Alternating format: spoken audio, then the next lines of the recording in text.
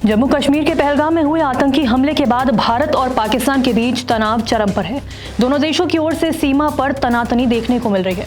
भारत ने पाकिस्तान पर आतंकवाद को समर्थन देने का आरोप लगाते हुए कड़े कदम उठाए हैं, तो वहीं पाकिस्तान ने भी जवाबी कार्रवाई करते हुए शिमला समझौते को रद्द करने की धमकी दी है। ऐसे में एक सवाल ये भी उठ रहा है कि इस स्थिति में मुस्लिम देशों का रुख किधर होगा। आतंकी हमले पर अमेरिका, इजरायल, रूस समेत दुनिया भर के देशों ने प्रतिक्रिया दी है और भारत के साथ खड़े रहने की बात कही है। इसके साथ ही कई मुस्लिम देशों पर भी नजर है कि वे तनाव में क्या रुख अपनाएंगे। भारत और पाकिस्तान में से किस देश की ओर उनका झुकाव होगा। सऊदी अरब, यूएई, इंडोनेशिया और मिस्र जैसे देश भारत के आतंकवाद के खिलाफ रुख को न केवल जायज मानते हैं बल्कि इसे वैश्विक सुरक्षा के लिए जरूरी भी मानते हैं। इन देशों का समर्थन केवल कूटनीतिक नहीं बल्कि राजनीतिक और आर्थिक हितों से भी जुड़ा है। आइए जानते हैं कि इन देशों का कौन सा हित भारत से जुड़ा है। ईरान की बात करें तो भारत और ईरान के रिश्ते न सिर्फ राजनीतिक बल्कि आर्थिक रूप से भी मजबूत हैं। दोनों देशों के बीच हर साल करीब 5 अरब डॉलर का व्यापार होता है।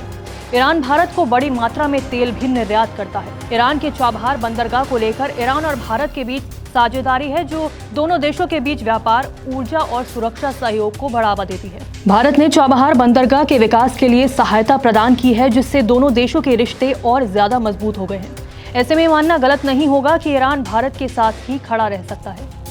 अब किसके साथ होगा सऊदी अरब, ये भी एक बड़ा सवाल है। सऊदी अरब और भारत के बीच ऊर्जा सुरक्षा एक बड़ा मुद्दा है। भारत सऊदी अरब का प्रमुख कच्चा तेल आयातक है। वहीं सऊदी अरब भारत में इंफ्रास्ट्रक्चर और रिन्यूएबल एनर्जी में निवेश कर रहा है। क्राउन प्रिंस मोहम्मद बिन सलमान के विजन 2030 में भारत एक अहम साझेदार है। यही कारण है कि सऊदी अरब भारत के खिलाफ किसी भी आतंकी गतिविधि को खुलकर नकारता है।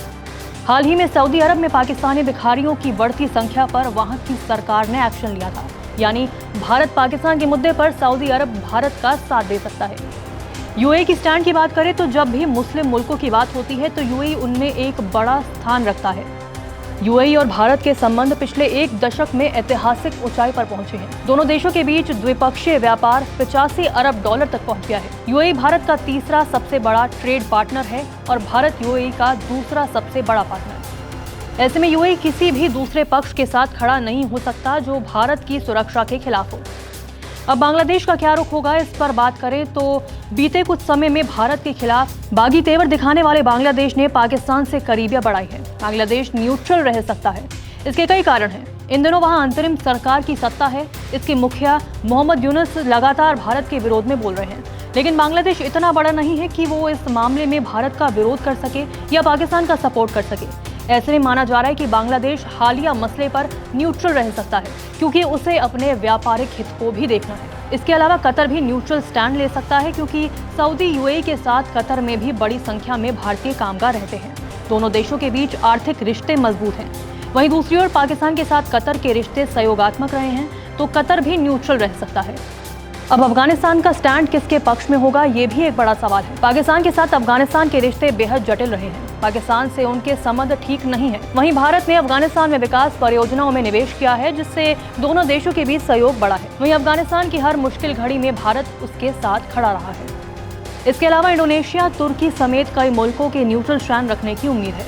अब तक किसी भी देश ने पाकिस्तान को खुला समर्थन नहीं दिया है। ये पाकिस्तान की कूटनीतिक स्थिति को कमजोर करता है। इस बार भारत ने आतंकवाद के खिलाफ वैश्विक समर्थन जुटाने में सफलता पाई है।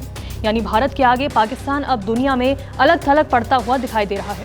आपकी इस पर क्या राय है, कमेंट बॉक्स में जरूर बताएं। नमस्कार, मैं हूं मानक गुप्ता।